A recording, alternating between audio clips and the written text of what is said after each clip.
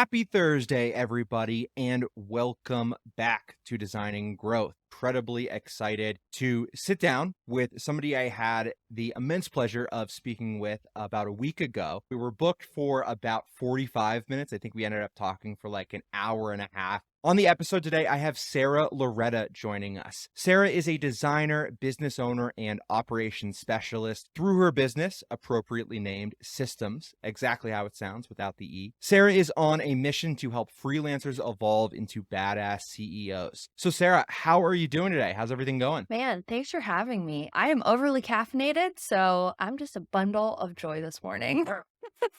It's Friday. I've I had a love double it. double coffee, so I'm living the dream. For our wedding, we got married back in 2021. Somebody gave my wife and I this espresso machine. It's called a Gaggia, so it's kind of like a Keurig where like all you have to do is press a button, but the difference is it like picks the shot for you Wow. and grinds it fresh every time. So it is pretty dangerous. This morning I go over there, I'm just like mashing away at that button, making myself a quad shot everything. Oh my gosh. I'm very similar. I actually came across a company called Cometeer that very publicly I'm obsessed with them. And they basically take other people's coffee, brew it, flash freeze it down into these pods. They kind of look like K-cups, but they're frozen and they're aluminum. And so you can make coffee literally any way you want. You can either completely unthaw it and put it into iced coffee. You can just like melt it a little bit and then put hot water on it to make hot coffee. You can do like literally anything. You can make lattes. And so it gets shipped to my door once a month. I get like 8 different types of coffee, like different brands, different flavors. And it's been a very slippery slope for me because I'm like, oh, all I have to do is melt this little thing and it takes 30 seconds to make my coffee. It's become a very bad habit that I have multiple a day. So I did see this study though that wasn't good for me personally, but that they said that people who drink more than 5 cups of coffee a day have a substantially lower risk for heart disease, which I sure, thought was like wild, but okay, great. I Empower me to believe drink it. more coffee. So, When I was an undergrad, I worked full time and I was taking about 7 classes a semester on average because I double majored as a oh wow. psycho. And I was drinking probably a pot to a pot and a half a day between my commute and my day job and then going to class because I was up 5 a.m. and wouldn't get home from class till almost 10 p.m. every night. So I believe it. And I'm a little shaky, but I'm doing fine. So it's totally okay. Amped up for the podcast. I love it. Hell yeah. Cool. I did want to get into some other stuff here in a second, but I Mhm. also feel like the compulsion to share with you just because I know you have tattoos. I got my first like real tattoo last night. I have my like Really? sleeves Okay. rolled I up gotta hear about and this. I'm kind of healing from it. But yeah, it's Mhm. like this I got this cool like Dang, you really went skeleton out. kind of cowboy. I have one arm fully covered, almost, except for right by my shoulder, and then I have a bunch on my other arm, and this one, you have it just, like, a little bit further over, and, oh, man, the muscle on the forearm is rough. I feel like my muscle on my forearm hurt more than my hand tattoos, than my side piece, like, I've got 28 tattoos, 27 tattoos, so I've been through the ringer, and I love every minute of it. So welcome to the dark side, my friend. Thank you. 'Cause I had seen like your tattoos and you have almost a full sleeve and I'm like, I'd Yeah, like to get there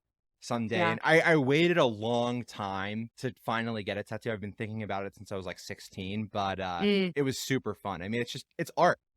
It's yeah. like wearing your art, which is just so cool to me. Well, and I think it's, for me at least, a good representation of where you're at in your life when you got it. So for COVID, you can't see it now because I'm in a sweatshirt, but in the inside of my arm, I actually have an elderly woman with like the old, like Betty White hair flipping the world off. I don't think I've ever waited longer than a week for a tattoo. Like, I've never sat on an idea and been like, yeah, like, I really need to think about this because you can get them removed just as easily as you get it put on. There's like 2 tattoos I have that I regret, so to speak. I have flowers on my Hmm. forearm, right? And what I regret about those is I live in Texas, sunny, 10 months out of the year. And I've had the color sunburnt out of my arm multiple times because I'm so fair skinned, Mm. even with sunscreen on, protecting the tattoos. And so I regret getting color. So that is what I tell everyone, like, don't get color. If you are fair skinned, olive toned, like, stay away from color because it's going to fade. It's going to sunburn out. It's just going to look like trash and the upkeep's not worth it. So tattoos are fun. We could talk about those for a long time. Oh, yeah, I am sure we could. But it does make me feel better that I did not do any color on this one because I am Yeah. super fair skinned, from a Mhm. long line of fair skinned Polish people. So, Yep. yeah. Same. Polish and Irish. So, wanted to kind of get into it here and talk about your business and your business model. When we had spoken, I think it was like a week and a half ago. You'd explained to me that you had recently kind of shifted Mhm. your focus. Can you talk to me a little bit about that process, the why behind it, and what you are doing now and what that looks like? Yeah. So I think it's interesting to kind of talk about the backstory, right? So I came from the nonprofit world. I worked in STEM and adult workforce for almost 10 years, and I did everything you could think of. I did data compliance, I did media, I worked with PBS and started a citywide initiative about women in construction. And I was really passionate about telling people stories. A little bit about me too that I think is really important for this is I'm one in 28 kids in America who've had a parent incarcerated before they're 18. My dad's in federal prison. He's going to be there for a very, very long time. He's not a good person. But that really shaped how I look at the world. Growing up in Cleveland, my dad going to jail was kind of like just like another Tuesday. No one really educated me on that. I didn't really go to therapy. And so when I joined the nonprofit world, I really leaned on other people's experiences and fell so deep into their stories and their experiences to understand my own story. And so through all of that, I really started experimenting with, well, how can I do that visually? Is it through video? Is it through photography? Is it through design? And so while I was doing my day job, if you will, I don't even know if that's like the true term anymore, right? Because technically I have a day job running a business, but when I was getting paid from somebody else, I fell into other stories that were out there, specifically with people that were working blue collar jobs. Because being an adult workforce, we offered certification programs in like electrical and plumbing and welding. And I learned how to bend a 90-degree pipe like at 19 years old. Like that was really fun Wow. to me, right? And I was teaching after school and doing robotics and STEM. And so I was learning about these kids who also had parents incarcerated and they were in a much different situation than I was, right? And so it just really shaped me as a human to really learn what empathy is. But also at the same time, like I have been in survival mode forever, right? Like my entire life I've been in survival mode. And so I learned very quickly that, okay, if I'm going to start freelancing, like I have to do whatever it takes to pay my bills, to be sustainable. Because I was really in this kind of weird spitefulness period in my life. I was going to prove all these motherfuckers wrong, right? Like I am not a statistic. I am not traumatized. Like I don't have PTSD. And like that's all bullshit, right? And so I really, when I started my freelance journey, was kind of in this, I have to break my back and say yes to every single thing that comes my way, or like I'm gonna fail. I don't have family to pay my bills. I don't have anyone I can lean on. Put myself through undergrad, moved cross country at 18. And so through all of that, I look back and like, yeah, it came from a pretty negative place, but saying yes to every single project helped me realize what my skill sets really were, helped me realize what I was interested in, past just pressing record on a video and allowing people to talk about they were in prison for 25 years and now they're restarting their life and, all these different things. I realized through that what I was really good at was fixing problems and really good at looking at the finer details to see how a business operates and how it works. And so over the last 4 years, I owned a design agency, was saying yes to all these projects. I was doing web design, branding, packaging, video development. Literally went to a local client and like filmed his entire course for him. And he teaches you how to drop ship. Like that was a client that I had, right? It's crazy. You don't connect all of those things together. But in realizing and doing a lot of reflection on what I'm good at and what I want to do, I had found Notion, I guess like 3 years ago now, and had kind of like played with it online. I was building my client portals in there and operating it. And Notion came to me end of last year, 2021. So I guess like a little over a year ago. And they put me through their certification program and I became the 10th certified Notion consultant in the US. And so I was like, branding and web design it's not doing enough for me. And I'm not able to really drive that impact home with clients. And so I shut my entire business down in April and we relaunched as a digital operations agency over the summer. And so all we do is literally come into businesses, work with freelancers to really take them out of their business themselves and focus more on the role and what you're doing in order to make your business work. So I really have this whole mantra that like it shouldn't matter who's doing the job needs to get done.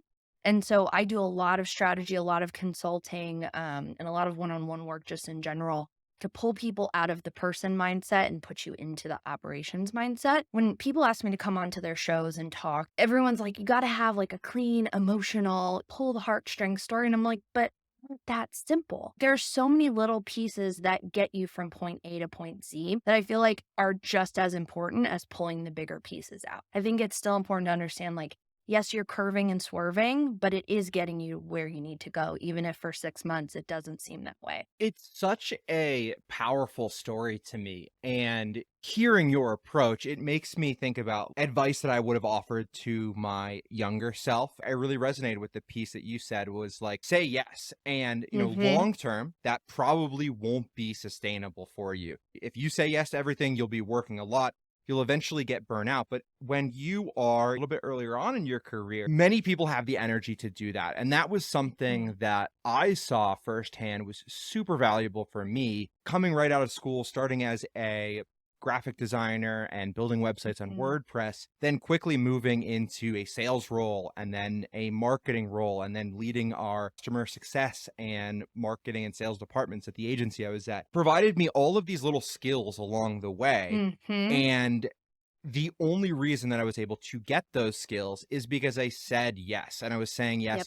to whatever opportunities were thrown at me. I would internalize it as like, if somebody offered me something and they offered me a opportunity, I should take that because they're more Yep. experienced than me. They know what they're doing and they're trusting me to make Mm-hmm. these things happen within the Mm-hmm. business. And I love this Mm-hmm. approach that you have shifted to. While I think branding, logos, and design is important, to me, it's ultimately just one factor within Mm-hmm. what's going to make your business successful. And I think technology has become so much more affordable and so much more efficient than ever before that there are all of these new ways to remove yourself from those operational and administrative pieces of Yeah. your business that are ultimately Mm-hmm. going to allow you to scale. And that's like plastered right on your website where you're talking about helping freelancers evolve into CEOs. Like that's the first Mm-hmm. step. Yeah. One thing that I do is every single year in December, kind of in that haze between Christmas and New Year's,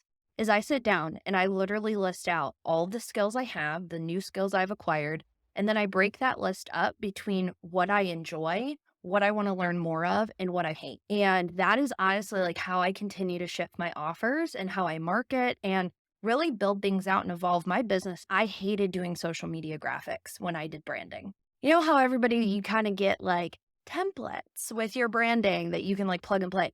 That is the dumbest deliverable. And I don't understand why people do it because you're not a social media strategist. You're doing a logo and a branding package. Like you shouldn't be making templates unless you're doing like blog post ones for Pinterest. I could see that where you're just plugging in a title. But social media is so much different. And that was the skill. It's like, yeah, like I can do really good graphics, but I'm not getting paid for the strategy behind that. And so why do I need to keep adding that as a deliverable? And so really, as we continue to evolve and explore, I really press a lot of everybody that is in my audience and my community to do an annual reflection on your skill set. I'm in the tech capital of the world, pretty much like the sister city. And I could not find a job for 2 years. And that's honestly why I started freelancing because I was miserable at my day job by that point. And so I sat and said, I am just going to take the next year to explore. I'm going to say yes to the projects that come. And a full caveat, because I didn't mention this earlier, it doesn't mean taking free work. Okay. You can explore and say yes to projects, but they don't have to be free. So, y'all listening, like, please don't take free, underpaid work from Facebook groups. But I said, I'm going to sit and see how this goes for a year. I'm just going to see. And that was November before COVID started. And so I was kind of like hanging out, doing little pieces of work, whatever. And then COVID hit and I have been nonstop since. And so I didn't get my LLC right away. I didn't open business accounts right away because if you're not sure if you want to sustain it, if you're not sure what you want to do, don't do all the legal stuff. Just operate yourself as a DBA. Don't do all the crazy expenses. You don't need to go all out. But once you realize, and that was really the shift for me, is I don't want to go back to working for somebody else. I know my expertise. And so when I made that decision, it's like, okay, now we can get the LLC. Now we can start thinking about hiring out and bringing on contractors. And so I literally freelanced for about a year and a half. That's kind of the secret, is you don't have to make everything perfect. You just have to figure out what you want to do. And you're not going to know that being at a desk job and saying, I'm going to start freelancing tomorrow. How you look at starting and then also growing a business is really interesting for me, because I just put the pin on a massive blog post all about how to start a web design business. It was really interesting because what you had shared, where you're like, hey, you need paying clients, the legal stuff, you might want to do it, but you don't always have to do that right away. That was the exact advice I gave in this article, and something that I think a lot of the other resources I've looked at don't articulate the way that you just explained it. You need to make sure that you can, number one, get paying clients, and number two, that you like the work, that you're happy with the work. Don't go all in with a fancy website, with a brand. Those things are just distractions that hold you back from the only thing that's inevitably going to determine how successful you are, which is paying customers and your ability to service paying customers. I think that that's the nail on the head. And I tell everyone too, I actually used to run this challenge for a while that was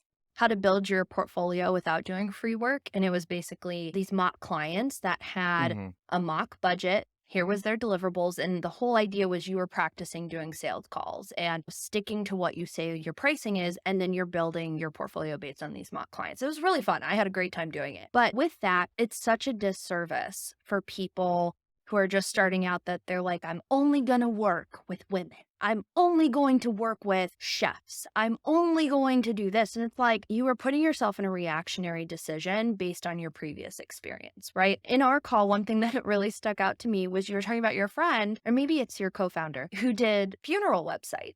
And it's like, who has the previous experience that they fell into the funeral industry? Like, that is the most random thing. Okay. And maybe he did. But the example I'm trying to touch on is you may do one project and it completely changes the trajectory of your business because you fell in love with it. And I'm not saying say yes to things that make you uncomfortable. As long as it matches your values, as long as like the client isn't a bunch of red flags, who cares? Who cares if you take a project and it's not what your normal stuff is? You're not required to put it in your portfolio unless it's going to be beneficial to you. I think people just have to stop being so serious when it comes to your first 2 years in freelancing. I think a lot of people would actually still have businesses if they did that. I resonate with that, like almost exactly. And one of the pieces of advice that kind of changed my life was look for opportunities, not ideas, meaning that you need to see what the opportunities are.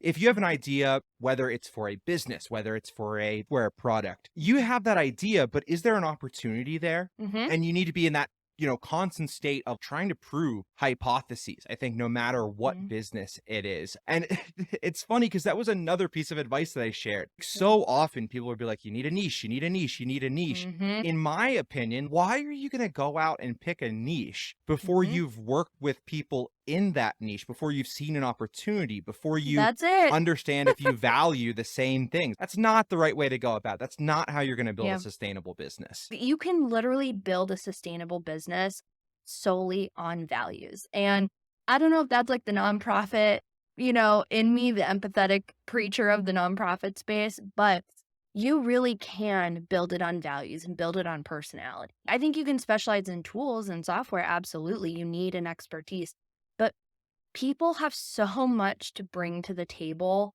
regardless of where they come from and what their business is. It's really a shame that we continue to build silos for ourselves because it builds a silo in your mind, right? And I'm not trying to be too much on like a preacher train at the moment, but I really feel like you don't know how someone's going to impact you and impact your life and impact the way you think and feel until you give them an opportunity to do that. And so I make it a goal and a value of mine that I learn from every single client that I work with, whether personality, belief, listening, whatever those skills may be. That is literally a goal of every project I bring on. What can I learn from this person? Not what invoice can I get from them? And I think that kind of mentality can really take you far. I mean, I think even if you are a software company, it can really propel your growth. That idea of every single person that you talk with about the work you're doing has something to teach you. Yep. And from those learnings, there's a lot of opportunities to propel your growth. There's so many Mhm. times people start businesses, they launch products, and they don't listen to the Mhm. people that they are serving. And they're not actively trying to learn Yep. from the people that they're serving. I think that is just a huge mistake. People are always like, "Well, Sarah, how do you like land these clients? Like, how are you doing discovery calls?" I literally go into this call. I don't pre-research clients because I don't want a biased opinion on where they're at versus where they're going because I haven't heard from their own mouth, right? Because online, you want everything to be perfect. You're not seeing the issue that you're going to get hired for most of the time. So I don't pre-research people. I don't have questions listed out. I literally go into these calls and tell people to word vomit. And when I tell you, I have made almost every single client I've worked with cry because they are like, no one has listened to me. No one understands where I'm coming from. And that I think is a superpower that I never expected to have, but I never want to not have now that I've experienced it. And I think if you're on a constant clout chase, trying to be the next Tim Ferriss or Jacqueline Johnson or whatever, those people have already made that path. Make your own path and stop focusing on their accolades and start focusing on your own. And you're going to do really, really well. Incredibly powerful stuff. Something I wanted to ask you is the bulk of your clients right now, what Mhm. types of businesses are you working with? Yeah. So it was interesting because when I was doing design, I really was not niche down. So I have a degree in American history. I wanted to work for the Smithsonian. So that's like my entire education is museum studies and history and historical stuff. And so I would go from working with a coffee brand to then doing a museum's website. I do a lot of government work still. I'm working on a government website right now, kind of on the side. So I really had clients like all over the place in the design space. And really, I kind of specialized in the way that I designed, not really the industry. Like people came to me because I did kind of a lot of out of the box stuff. And then now that we are an operations agency, I specialize in teams of 10 and under. And that is specifically one, because I have been a teacher. I taught K through 5. I also taught adult workforce and I trained professional development for the city. So we specialize in teams of 10 and under. So I can make a point to sit with every single team member. Like, I don't care if you're the CEO or the admin assistant. When you hire me, you're going to get time with me, regardless of what your role is on that team. That is primarily our focus with our one-on-one work, right? So we say we help freelancers evolve into badass CEOs. But with that, that's more of like our coaching, and our one-on-one work is usually people who have at least like 3 contractors on their team and then they have employees. But we've worked with everyone. I do so much nonprofit work because honestly, like that's where my heart is. I love just seeing the way that people help their communities. We're working with a client right now out of Boston that they host these like health hubs for low income neighborhoods. And so they sit and they come in, they talk about COVID, they talk about the flu shot, they talk about ways to just really live like healthy lifestyles. And it's really fascinating because they don't have client deliverables. That's kind of like the first nonprofit I've interacted with that isn't government grant founded. They're kind of more of like a tech seed company in a way, which has been really fun. We've worked with all kinds of things. I worked with, oh my God, one of my first Notion clients, I worked with a wind turbine repair company. And I Wow. built like an employee tracking database in Notion for them. So like literally when I say, I don't care what you do, it's about you caring about your community and moving people forward. But yeah, the small teams thing, that's really kind of that key. I don't have any desire to work with a company like Oracle on a bigger scale. Now, maybe they had like a design team internally, maybe. I worked for Dell for a while and, they have really cool internal small teams. So that's something that I've explored as a goal of working with long term, but it's not like a make or break for me. Specifically for small agencies, whether it Sure. be a team of like 2 to 3, whether it Hmm. is a marketing agency, brand strategy, digital advertising, based on your experience, what do you think are some of the biggest operations and systems mistakes that those types of businesses in that sort of under 10 growth phase are making right now? I will speak on personally what I think and then give kind of a follow up to that. I have seen in my experience, most of the clients I have worked with kind of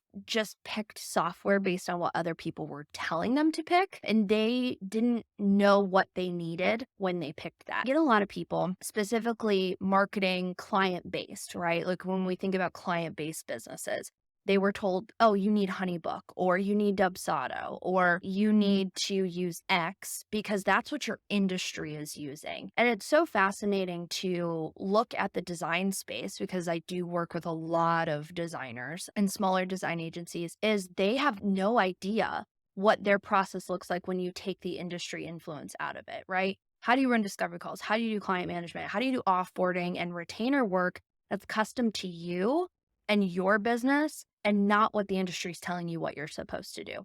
I don't care. If you don't want to do discovery calls, who the fuck cares, right? But the software that they're doing to execute all of these phases within their client journeys are based on what they're being told is the best tool.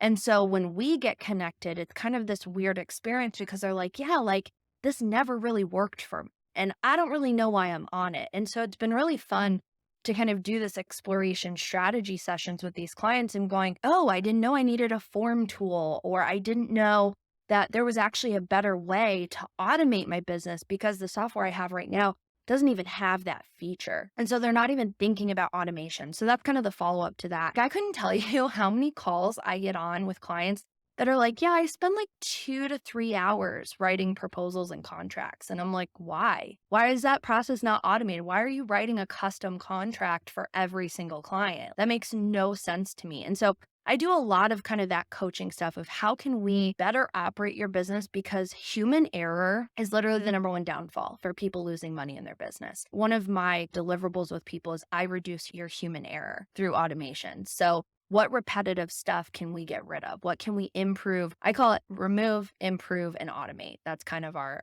3 key focuses. Yeah. And then I think too, just as like kind of a third touch is it's interesting because I primarily work with online businesses. And so it's interesting because a lot of these companies got started post-COVID, or they were kind of trickling before COVID and the pandemic, and they've never really thought about what remote work looks like and what async work looks like. And so I actually wrote this essay that kind of took off a little bit about what I call the cubicle crutch. And it is the fact that you are leaning on Slack and you have at any moment the ability to message someone and ask questions instead of doing the work yourself and like finding those answers. And so a lot of the work that we do too is how can we stop relying on the individual's knowledge and focus more on the tools to help us give us that knowledge? Because again, it doesn't matter who's in the role. If the job is not getting done, it doesn't matter. We need to take the actual person, Sarah, out of CEO, and CEO should still operate, no matter who's in that role. I really liked your perspective on how a certain industry tends to gravitate towards one set of tools just because that's what other people are using, but they're not able to kind of remove the industry from that and choose a tool that's actually doing the things that they need. And the reason why I like that so much is it has been a big focus about how we've gone about developing Motion.io. There is no software that I've come across, at least in my first 3 years, that spoke only to creative design businesses, right? Like, yes, you have Dubsado, but they don't really speak directly to designers. HoneyBook, designers use it like the back of their hand, but it was built for photographers. Like, it's not a design company. And so it wasn't until I actually found Kitchen that was the first time I saw a website of a productivity tool specifically speaking to creatives, which was really fascinating to me. And so I almost like challenge you guys to maybe not. Like, yeah, you can have these other clients, but I think it would do y'all so well to keep that language of like, this is for design creatives, because no one's really doing that. And it's such a shame because it's such a lost market. It's forgotten. No one's doing it. Wanted to end our episode here with a couple fun questions and then kind of business question to close it out. My first question for you would be, where do you go for inspiration? Who do you look to? Who do you admire? What inspires you? Who inspires you? I'm very much an anarchist, and I don't follow anyone in my space very closely, to be honest. You kind of ask the question like, if you could have dinner with anybody, like who's your biggest inspiration?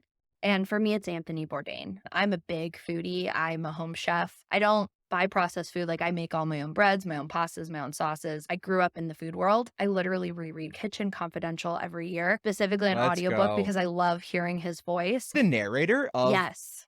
No way. Because I've read the book. Listen to it on audiobook. It's so good. I got to meet Anthony Bourdain at South by 2 years before he died because CNN used to do a South by party and it used to not be a private invite only. And so he was premiering Parts Unknown, the new season. They had flown out this chef from Spain who is like fresh cutting prosciutto with champagne. Oh my God, it was one of the coolest experiences. But for me, with Anthony Bourdain, what I love is he literally doesn't give a fuck. He knows like the grit and the grime, and he's not afraid to really talk about the reality of things. And I feel like that is what I miss in our space now. Like, I don't get that from anybody. Everyone is so tailored on being perfect on the internet, not saying the wrong thing. And so I really struggle with like, I want to talk about like basketball and the fun shit I'm, like outside of business on Twitter, but it's like, no, it has to be curated and you're always talking to your niche and all of this. And so I think that's why I love Anthony Bourdain so much is he's like, I'm going to talk about the fact that I did drugs and I was on drugs, and I'm listening to Confidential right now. This is my annual re-listen. And in one of the chapters, he talks about how they used to finish a night of cooking and would go drive out to Long Island and just get fucking toasted. And they would sleep on the beach until 3, 4 in the afternoon until they had to get up and go back to work and keep cooking. And like that was their whole summer for multiple years. That's the kind of stuff I love. Another person though that I'm really inspired by is Shea Serrano. If you are a basketball head or you ever follow The Ringer, Shea is based in San Antonio. And when I was an undergrad, I wrote my senior thesis on how people in the rap game are actually historians because mass media is not covering inner city equality. They're not covering events other than like murder, right? Like there's so much more, there's so much culture to these inner cities, and rappers are actually the ones that are historizing things. And so one day on Twitter, he was like, send me whatever you're writing. And I'm like, he's never going to fucking see this, right? Like, you know what, fine. Like, I'm just going to shit big side, like turned it into a blog post, and he ended up retweeting it. And it got me 3 different writing jobs. And that to me, like, Wow. he is so focused on no matter where he's at, reaching back and pulling people up. And so that totally changed my perspective on life is like, you don't have to hit a certain success level. You don't have to make a certain amount of money to reach back and help somebody up. God, I was maybe like 21 when that happened. Like I was super young. And so it was funny because 2 years later, it was Movies and Other Things came out. So that one had come out and he did a book signing here in Austin, and I'm in line with everybody. I'm like, holy shit, like I'm about to meet Shea Serrano. Like this is so dope. And Arturo Torres, who did my Rocky art and the Scottie Pippen art and the basketball dude right here. That's all Arturo's work, who did the illustrations for Shea's book. And I like walked up to the table and I see them. And I'm like, you probably don't remember, but you retweeted my piece. And like, I just want you to know, like Charlemagne the God ended up retweeting it. I got like 3 different writing jobs from it. It was insane. And he was like, dude, when you get to where I'm at, I expect you to do the same thing. And that has stuck with me for 8, 9 years now. It's been since that happened. Those 2 people, man, I love them. Both of those stories are incredible. And especially for me, I actually was not super familiar with Shea Serrano until right now.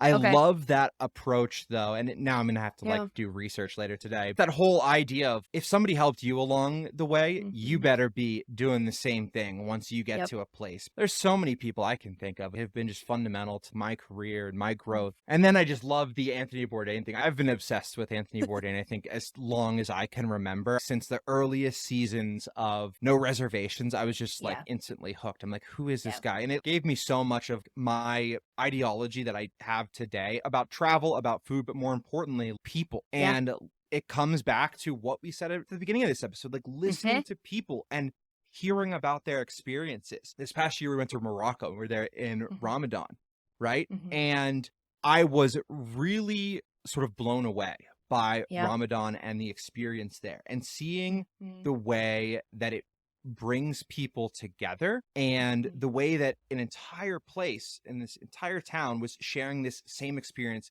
simultaneously. It was like really magical because we were eating like the after sunset dinner with people and just like hearing about their experiences. And I just gained this whole new level of respect that I would have never had if I wasn't open to those things and if I didn't get some of those lessons earlier on. So that's the key, I think, to just living a good life is like Read a book that you wouldn't normally read. Watch somebody's video that comes up on your For You page or your YouTube algorithm that you wouldn't normally listen to. Go to a workshop, expand your horizon. There's so much more than what's in your immediate digital and physical backyard. You think about being a kid and like all of your ideas and your exploration and the world you used to create. And it's like, why did we lose that? Why are we so afraid to go explore, try on a new outfit that we don't normally wear, make food that we don't? I'm cooking through Lay Hall right now. I'm kind of doing the Julia Child thing, that woman who cooked through all of Julia Child's recipes and her cookbooks, but I'm not doing it very, strictly. But that's just been fun to be like, oh, I can try this new thing or I can test this new skill. And you know what? If it turns out like shit, who cares? At least I tried. Could not agree more. Before I move on to my final question of this episode, Sure. I do just want to share this fact because I found it mind-blowing and I can't resist just because I know that you're a foodie, you love cooking. Julia Childs, did you know this? So she was in the military and one of her first jobs was creating the chemicals that would repel sharks away from the bombs that they would put in the water. And also that people thought her and her husband were the CIA. Yeah. I was reading through her Wikipedia page. I'm like, Yeah. what is because I Julia watched Childs the movie is one about of the Julia most Childs. And I was like, fascinating people. Mm-hmm. yo, Julia, you are a badass. I thought you were just this sweet little lady who cooked French food. Oh God, Turns out, she's very tall, very outspoken. Yeah. Final question of our episode today. And first, I want to say thank you so much, Sara, for coming on, sharing your time, your expertise, your stories. It's been just a blast chatting with you. We quickly blew through our entire hour just because I was having so much fun. It makes me sad. Like we got to do a Joe Rogan stint one day and just like sit here for like 4 hours and record it. Oh, I am absolutely down. I should have booked this for longer in hindsight. So good. Okay. But my final question for you, what is new and exciting going on with your business and where should people go to learn more? Yeah, so we are actually in the process of launching a cohort-based course called Systems Club that is launching early February, and it's not Notion-based. So I say this in the sales copies, like, I don't give a shit what software you use because you're going to bring your processes to our course, and we're going to go through, we're going to automate, audit, implement, teach you how to document your process. And then inside, you also get paired with an accountability buddy to build your collective network, because I don't believe there's competition anywhere, but you really have to maximize on who your partners are. And so within here, you get paired with like somebody in a complementary business. So if you're a web designer, you get paired with a copywriter, brand designer, web designer, etc. It's a 6-week cohort-based course. You get lifetime access to our community though. We've got master classes, we've got bonus calls. I have somebody coming in talking about contracts. My financial advisor is going to come in and talk about business credit and your equity building and things like that. I'm really proud of it. It's really coming together, and it's kind of a collective of all the things I've tried in the past 4 years and really how I provide value to people in kind of one big, beautiful swoop. And it's not expensive like most coaching programs. So it's under $1,000 for 6 weeks, and it's a really good time. Other than that, I pretty much only hang out on Twitter now. So you can find me at the Sara Loretta, no H. And then everything that we offer, my Notion templates, if you want to work one-on-one with me, that's on our website, which is systems without the E.club. And don't spell without the E. It's just systems, SYSTMS.club, and you'll find everything there. Amazing stuff. Sara, thank you so much again. If anybody's interested in checking out Sara's work, learning more about her, check out the links in this episode's show notes. And until next time, thank you so much, Sara, and see you next week, everybody. Bye-bye. Thanks, y'all.